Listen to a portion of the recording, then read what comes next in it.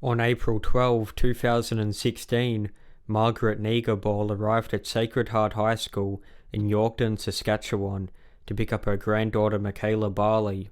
She learnt from staff that the grade 11 student had not been at school all day. Mekayla's mother Paula was notified and knew something was wrong immediately. This is absolutely unusual behaviour for her. She wasn't a class skipper, Paula stated. After hours of searching for Mekayla by themselves, Paula and Margaret alerted authorities and a search began for the missing student. With the help of surveillance cameras and Mekayla's friends, investigators were able to create an extensive timeline of the 16-year-old's movements and actions on the day she disappeared. According to Paula, April 12 started off like any morning. Margaret dropped Mekayla off at school between 8:10 and 8:20 a.m. She entered the building, then exited through the back entrance at 8:30. She walked to a pawn shop called Terry's Pawn and Bargain and attempted to pawn a silver ring. It was of low value, so the clerk did not make an offer. Mekayla next went to the Toronto Dominion Bank and withdrew $55 just before 9 a.m. 10 minutes later, she entered a Tim Hortons restaurant, bought a small coffee, sat at a table and used her phone while occasionally glancing at the door.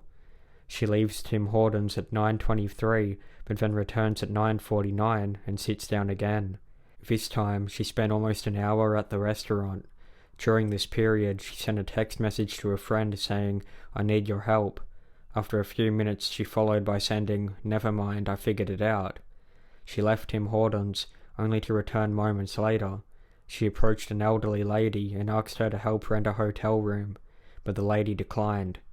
After this interaction, Mekayla left Tim Hortons for the last time. Her movements for the next hour are unconfirmed by surveillance footage. However, a woman working at the local bus depot recalled Mekayla coming in and asking when the next bus to Regina was leaving. She learnt that it would not be until 5 p.m. She left the bus depot without purchasing a ticket. At 11:59 a.m., Mekayla re-entered Sacred Heart High School and spoke to 2 other students. She informed the students that she was going on vacation to Regina. One of the students speculated that Mekayla was using multiple SIM cards. This may explain why at Tim Hortons she appeared to take her phone apart and then put it back together. She left the school 4 minutes later. Mekayla was next seen at the Trail Stop restaurant where she ate lunch. The restaurant was connected to the bus depot. Witnesses believed Mekayla left between 1 p.m. and 1:45 p.m. She did not return to the bus depot and was not seen on any more surveillance cameras. Throughout the day, Mekayla was captured on surveillance cameras talking on her phone.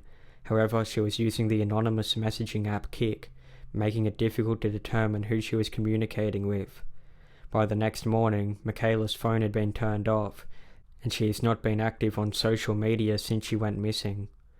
Police contacted a number of people the missing teenager had been communicating with and checked hotels in the area, but learnt nothing that would help them locate her. There have been a number of reported sightings of Mekayla all over Canada, but they remain unconfirmed. In the days before her disappearance, Mekayla had told her friends that she wanted to move to a big city. Her friends had told investigators that she received a text that upset her, and she had been crying. After the text, she again said she wanted to leave Yorkton and move to Regina. Her friends did not know the person or persons Mekayla was communicating with online, and stated that she was secretive about it. It was discovered that her Instagram bio only contained the word goodbye. Of course, this could be unrelated to the case, however it is difficult to ignore. It seems extremely likely that Mekayla Bali intended to leave Yorkton on April 12.